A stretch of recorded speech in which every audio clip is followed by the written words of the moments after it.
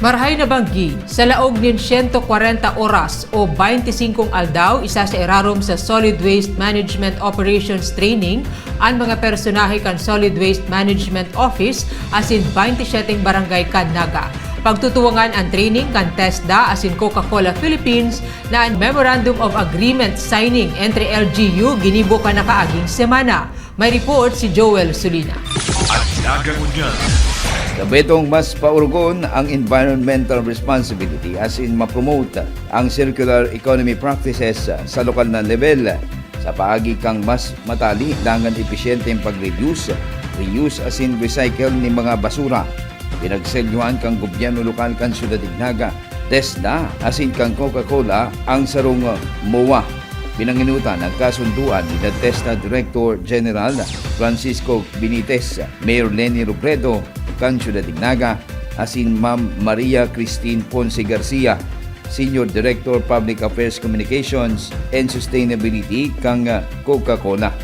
Para man sa pagtatarabangan katakod kang epektibong programa sa solid waste management kang syudad.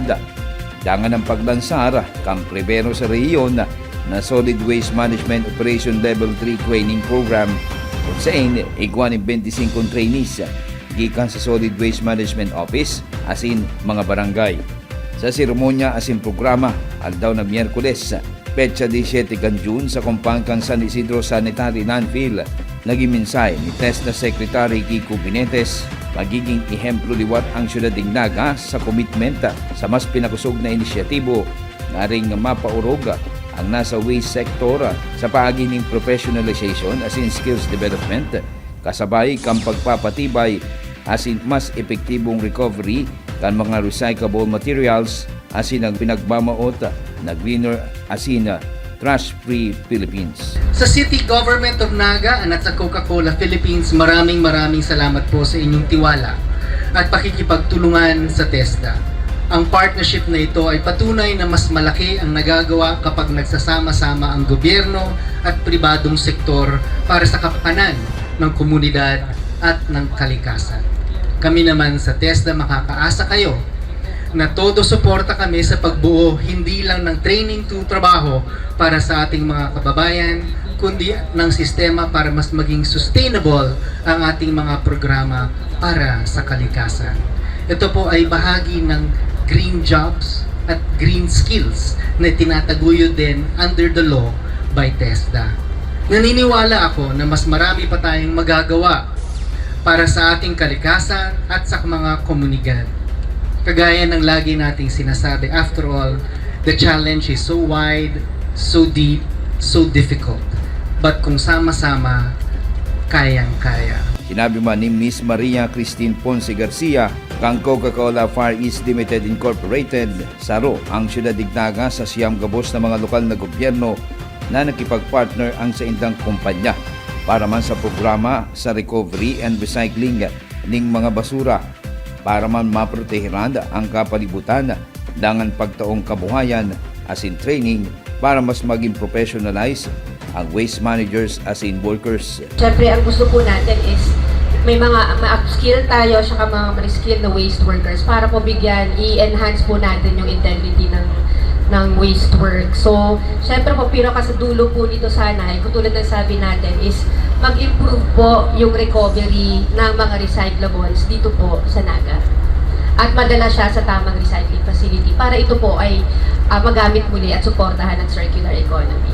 Dugang pa ni Alcalde Leni Robredo na ang training kang piling mga personahes makakatuwang na kang gobyerno lokal asin ka mga barangay sa ustong pagmanihar ka mga basura, pag-recycle asin pagbilog ng mga programa nga ring maging kabuhayan ini. Nagtutubod man ang alkalde na dapat na masabayan ini kang disiplina asin kooperasyon kan lambang na genyo.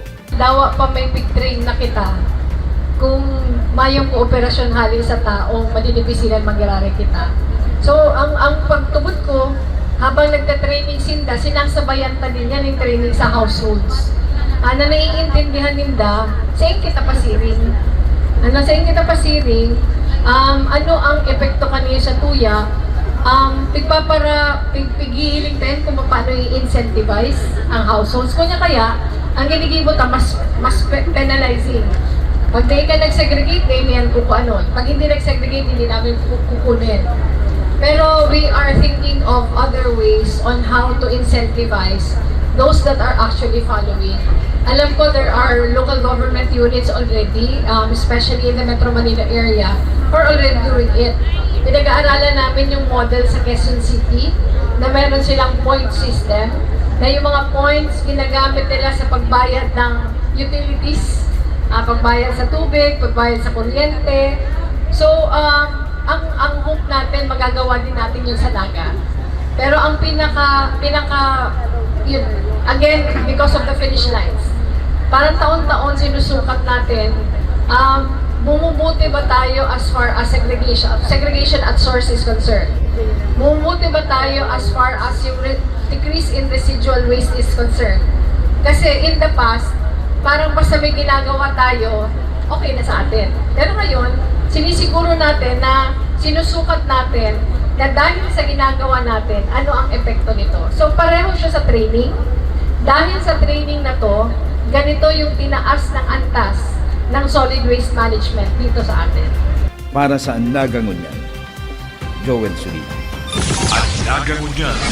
Ika ako, kita, ang Naga. Ang tabayan ang iba pang impormasyong may kinaaraman sa Lambang Nagenyo. Ang Nagangunyan, sa ngaran kan sa Kuyang Pag-iriba sa Public Information Office na pinamamayuhan ni Jason Nyola. Ako si Riza Mustar Santos. Diyos mabalos.